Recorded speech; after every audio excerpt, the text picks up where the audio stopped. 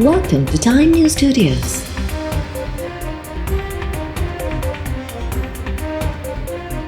You are watching 5 PM Bulletin. Sindh assembly में budget ते ॿिए ॾींहुं बि बहस। सिंध में नवां सूबा ठाहिण वारे मामले ते पीपल्स पार्टी ऐं MQM आम्हूं साम्हूं। MQM जे मेंबर नासिर कुरैशी चयो त सिहत लाइ रखियल बजट खे ॾिसी लॻे थो त हैदराबाद शहर सां ॼण दुश्मनी हुजे। सदर आसिफ ज़रदारी खे कोरोना थियो त कराची अचणो पियो। छा नवाबशाह में अस्पताल नाहे जिते इलाज थी सघे? पीपल्स पार्टी सरकार दावा करे थी त भारत ऐं अमेरिका मां माण्हू इलाज कराइण सिंध अचनि पिया, पोइ तव्हांजो MPA इलाज लाइ ॿाहिरि छो वियो आहे? आवाम सिविल अस्पताल में धिका पियो खाए, इंजेक्शन बि ॿाहिरियां वठणी पवे थी। पीपल्स पार्टी मेंबर सादिया जावेद चयो त लियारी जनरल अस्पताल में 24 कलाक OPD ऑपरेशन, ऑक्सीजन ऐं दवाऊं मौजूदु आहिनि। रेहाना लगारी चयो त कराची सभिनी जो शहर आहे, नफ़रतुनि जी सियासत ख़तमु थियणु खपे। मुतहिदा MPA बिल्किस मुख्तियार चयो त गटर ते ढकण न हुजण सबबि ॿार मरनि था। पूरे मुल्क में नवां सूबा ठहणु घुरिजनि, आबादी कंट्रोल में रहंदी। सूबा नथा ठाहियो त भला इंतिज़ामी यूनिट ठाहियो। MPA सिकंदर शोरो चयो त MQM वारनि ॿीहर सिंध जे विरहाङे जी ॻाल्हि कई आहे। सिंध में नओं सूबो ठाहिण बाबति बिल्किस मुख्तियार जे बयान जी मज़म्मत कयूं था। मुल्क ठहियो सभिनी इलाइक़नि जी विरासत थी, पर सिंध अञा ताईं क़ाइमु दाइमु आहे। अमेरिकी सदर डोनाल्ड ट्रम्प जी G7 इजलास अधु में छॾे वॉशिंगटन पहुची वियो। ईरान सां ॻाल्हियूं न करण जो ऐलान, ईरान खे मुआहिदो क़बूल करण जो मशवरो। अमेरिकी सदर ईरान सां कंहिं बि क़िस्म जी ॻाल्हियुनि जी तरदीद करे छॾी। कैनेडा मां वॉशिंगटन वापसी दौरान सहाफ़ियुनि सां ॻाल्हाईंदे ट्रम्प चयो त हिन वक़्त मां ईरान सां ॻाल्हियूं करण जे मूड में न आहियां। ईरान सां अमुन ॻाल्हियुनि लाइ राब्तो नाहे कयो। ईरान खे उहो मुआहिदो क़बूल करणु घुरिजे जेको मैस ते मौजूदु हो। अमेरिकी सदर फ्रांसीसी सदर जी दावाउनि खे बि ग़लति साबित कंदे चयो त वॉशिंगटन वापसी जो मक़सदु जंगबंदी न आहे, ॻाल्हि इन खां घणी वॾी आहे। इसराइल ऐं ईरान विच में जंगबंदी न पर तकरार जी हक़ीक़ी ख़ात्मे जा ख़्वाहिशमंद आहियूं। चीन अमेरिकी सदर डोनाल्ड ट्रम्प जे तेहरान मां शहरनि खे फौरी तौरु निकिरण वारे बयान ते सख़्तु रद्दअमल ज़ाहिर कंदे चयो त अमेरिका तकरार खे हवा ॾियण बजाए छिकताण में घटिताई लाइ कमु करे। चीनी परॾेही वज़ारत जे तर्जुमान गोजियाकन बीजिंग में हिकु प्रेस ब्रीफिंग में चयो त बाहि ते तेल हारणु, धमकियूं ॾियणु ऐं दॿाउ विझण जी सूरतहाल में बहितरी न ईंदी, पर उन सां ख़िते में तकरार वधीक गहरो ऐं वसी थींदो। चीन आलमी बिरादरी खां मुतालबो कयो त हू ईरान इसराइल छिकताण खे वधीक घटाइण बदिरां उन खे ख़तमु करण में किरदारु अदा करे।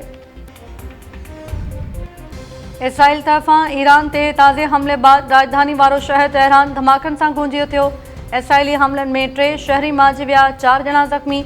इसराइल तरफ़ां तेहरान में ख़ातमुल अंबिया हेडक्वार्टर जे नए कमांडर मेजर जनरल अली शादमानी खे मारण जी दावा। परॾेही ख़ाबरू इदारे मूजिबि इसराइली हमले में ईरान जे मरकज़ी शहर काशान में 3 ॼणा मारिजी विया, 4 ज़ख़्मी थी पिया।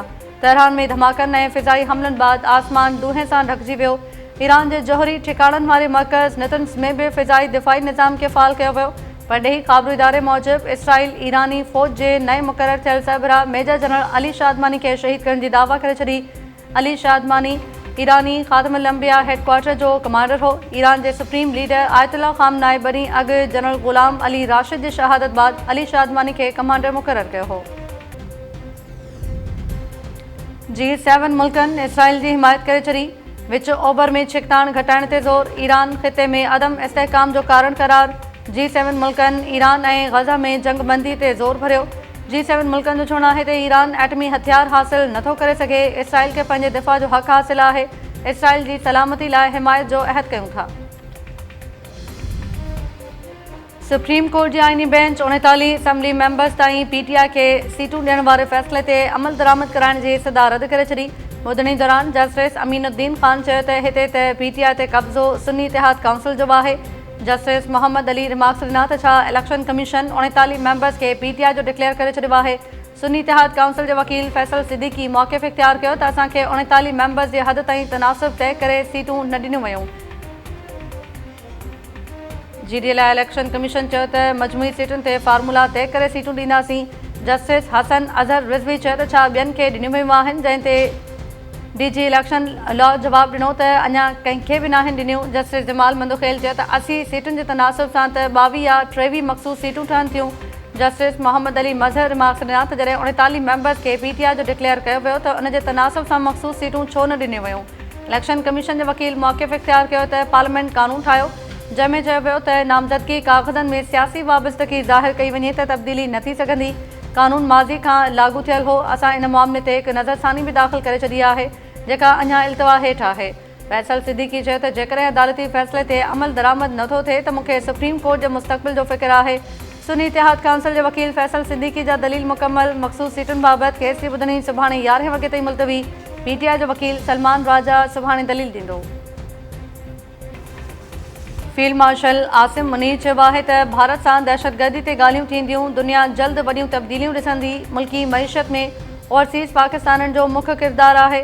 Field marshal Asim Munir America जी राजधानी वॉशिंगटन डीसी में पाकिस्तानी कम्युनिटी जे मेड़ाके खे ख़िताब दौरान ऑपरेशन बुनियानुल मरसूस बाबति केतिरनि ई नवनि पहलुअनि ते आगाही।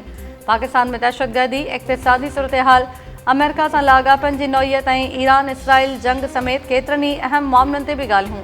फील्ड मार्शल जो ओवरसीज़ पाकिस्तानी कम्युनिटी सां राब्तनि जे तसलसल ऐं गॾियल ताउन जी ज़रूरत ते बि ज़ोर।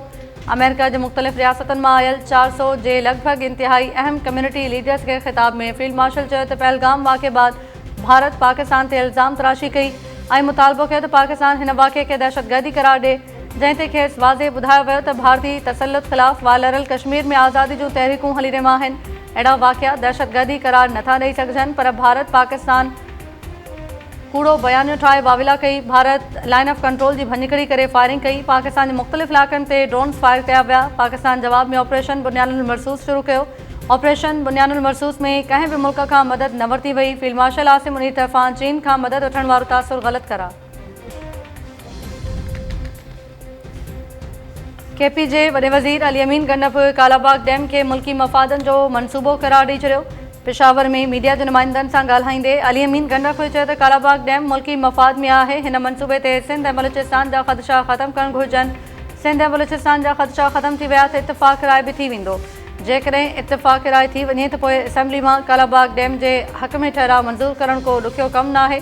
केपी में कालाबाग डैम मनसूबे जी मुख़ालिफ़त ANP कंदी रही। ANP जी का बि हैसियत न आहे। उहा बसि हिकु सीट वारी सियासी जमात आहे।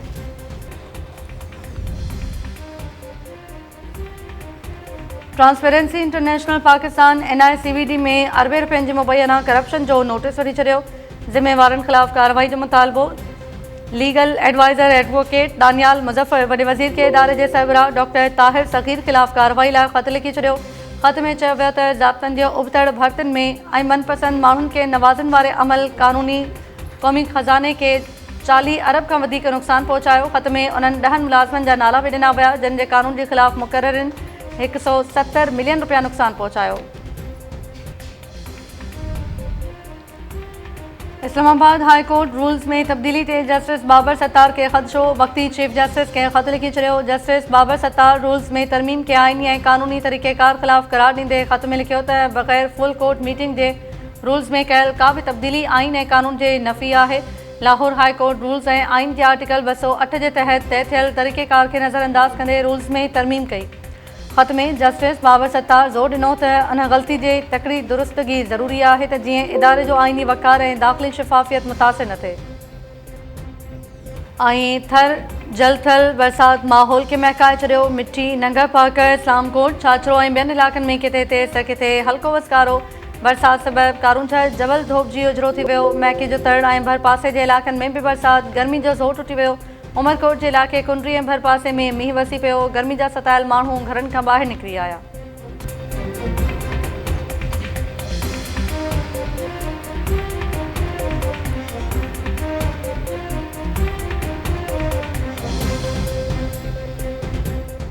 अस्सलाम वालेकुम नाज़रीन, टाइम न्यूज़ सां गॾु आऊं आहियां ताहिरा वज़ीर। हेडलाइन्स सां ॾिठियूं तफ़सीली ख़बरूं शॉर्ट ब्रेक खां पोइ।